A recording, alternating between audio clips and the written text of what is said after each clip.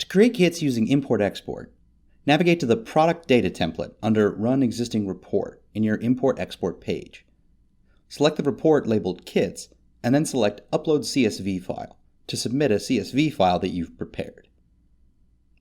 Your CSV file should have the following headers in this order: SKU, Component SKU, Component SKU Units, and each kit component should have a separate line in the spreadsheet.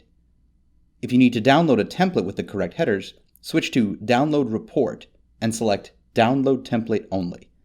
Then you can use that template to type out your new kits. Both your kit SKUs and component SKUs can already exist previously in Zentail, or if they do not exist, Zentail can create them after uploading this report. If the Create New SKUs in Zentail if they do not already exist box is checked upon uploading.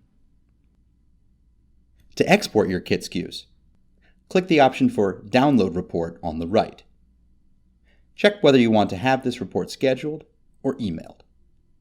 Use the Start Generating Report button to queue this report for download.